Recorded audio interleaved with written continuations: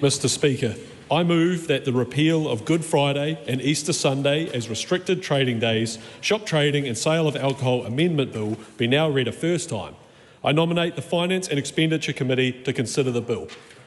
Can I first take the opportunity to thank all members from across the House who have engaged with me on this bill. Those who immediately saw this as a pro-customer, pro-worker and pro-business policy, but also those members who have brought legitimate concerns and have been part of the discussion over the last year.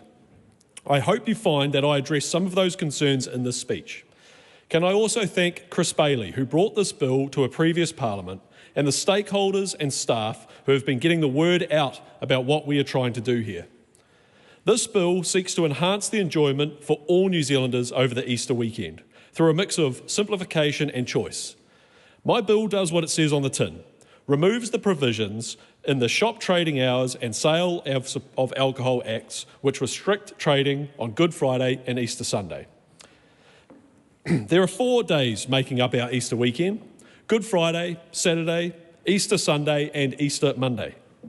New Zealand has 12 public holidays: secular days, Raharere Matariki, and importantly for those of us who are grateful to our heritage, Christian holidays, 2 of which fall obviously on Easter. To be clear to the House, my bill does not change a single one of these days from their position as public holidays in New Zealand. What it does seek to change is the restrictions on how New Zealanders choose to spend these days. So I'd like to briefly traverse the lay of the land for the different days of the Easter weekend. Good Friday is a public holiday and a restricted trading day.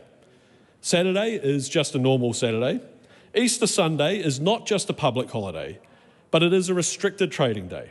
It is also a special day in our calendar, not just because of the Christian celebration of this day of resurrection, but in the law it is also the only day of the year where a shop employee may use their discretion and refuse to work without having to provide a reason, a discretion day. Easter Monday is a public holiday with a long history dating back to before Mondayisation. To allow for an extended Easter holiday weekend, it is not a restricted trading day. In 2016, there was a change to the rules which allowed local councils to liberalise their trading policies. This has led to a hodgepodge of confusing rules throughout the country, which every year befuddle tourists and locals alike. 4 days with 4 different sets of rules. It is no wonder that this is a perennial issue, and one which in a recent poll showed a majority of New Zealanders from all sides of this House support to see changed. Mr. Speaker, I'm incredibly grateful that this bill was drawn so early in my first term. In the months since, I have been around the country, as many in this House do, to different towns, and I've heard different experiences. Some business owners have told me that even though their local area has liberalised trading policy, they find the prescribed rules so cumbersome that despite being allowed to trade, they choose to remain closed rather than attempting to comply.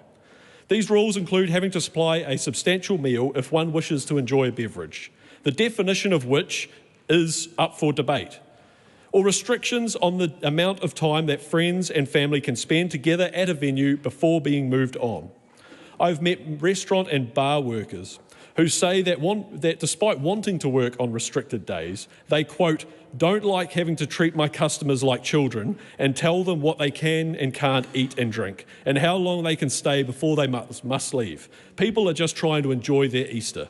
And if our alcohol laws work the other 361 and a half days of the year, why do we need a special rule on these days? I've met employees who say that because of the disjointed structure of the Easter holidays, rather than enjoying a 4-day weekend with their family, they were rostered to work on the Saturday, meaning this messes up the whole weekend for 1 day's pay, when it would be better to work the Friday or the Sunday and use a day in lieu to spend on extending other times of the year with their family in a way which is important to them. Many Kiwis have other days of the year which hold significance to them, when using a day in lieu would mean so much to them. Days like Diwali, Eid, or dates of importance to religious groups that have grown in these lands like Ringatu, Ratana or Paimarie. Retail businesses tell me they would like the opportunity of a level playing field with online realtors. because online stores don't face the restrictions that brick and mortar do, who must also pay leases and rates for their stores. Wings over Wanaka is an infamous example of a town whose rules were not aligned with the needs of the community and tourists who visited in the 2024 Warbirds over Wanaka. Two New World supermarkets decided to open and cop the fine rather than leave the bulging tourist population unserved. Which brings me to the punishment. If a business owner was to trade on a restricted day, the law states that upon conviction, they shall be liable for up to a $2,000 fine. I've met business owners who have received this conviction and subsequent fine, but felt that it was capriciously applied just as a business just up the road was able to trade without enforcement action taken. Central government has meddled in this space.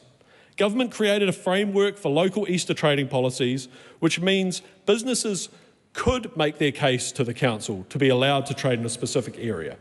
The law requires councils to review these policies after 5 years. Now, when I went out and asked how many councils in New Zealand have these policies, I found out that last year 5 councils had their policy lapse without realising. This meant they allowed Easter trading in their area which was not within the law. I don't blame these councils. Central government, rather than allowing Kiwis to make their own choices, created a halfway house. Central government should take this burden off councils and say, we live in a default permissive country, and if you would like to restrict trade on your neighbours, then this is where the philosophy of localism should live. I'd like to clarify the worker protection of my bill because it is an extremely important and core part of it. As I've said, currently a worker may refuse to work on Easter Sunday. Their employer, if they would like them to work, must give written notice letting their employee know that they have the right to refuse to work, and that notice must be given no less than 4 weeks before Easter Sunday.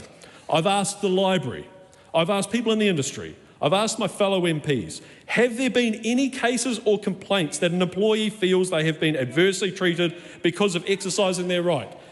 Yes, yet I have yet to hear back on any such case, so I am confident that by extending this provision, the right to refuse to work to Good Friday, we will create 2 discretion days in our calendar where all Kiwis can choose how they spend their time and in what way they would like to spend it. There are legitimate concerns about alcohol, Mr. Speaker. We know that many New Zealanders have a negative relationship with alcohol. It's been hard to find data on the following claim, but I've been told that the average sale volume of alcohol doesn't change over Easter week. The restriction on the sale of alcohol over Easter weekend means that people who feel or are dependent on alcohol may, out of a sense of nervous preparation, over-purchase and therefore have more alcohol in their homes, the most harmful place for it to be.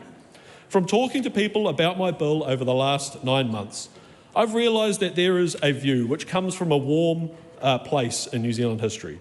One that remembers how we spend our holidays at the garden or at the beach or at the park or the lake, somewhere wholesome in nature, akin to a quarter-acre paradise vision of New Zealand. New Zealand has changed a lot in recent decades. Along with the rest of the world, the quarter-acre with a garden has become a subdivided section or a townhouse. We have seen screens become a ubiquitous part of our lives. I think the vision that if we close all shops in form of commercial entertainment, Kiwis will be seen in their gardens or in their droves at the lake shore is not necessarily the case. It may be true for some sectors of New Zealand, but many others I fear will see more children and even adults with their faces glued to screens. Because we have changed in the way Kiwis value and spend their time, I say a restaurant, a shop, an ice cream stand, a go-kart track or a bit of mini-putt is a legitimate way to get Kiwis out and enjoying themselves. In closing, Mr. Speaker, I'd like to say that this bill does not remove anybody's rights. If you are a worker, your rights are extended. If you're a business owner, no one will be able to force you to open. If you enjoy a day off as a day off, you don't have to shop. If you want to visit a beach or a park, you can. If you want to spend your days in religious observance or attitude and by going to church, your rights is protected and enhanced. I ask my fellow members to use your conscience to vote this bill to Select Committee so that the views of New Zealanders can be heard. Thank you, Mr. Speaker. I commend this bill to the House.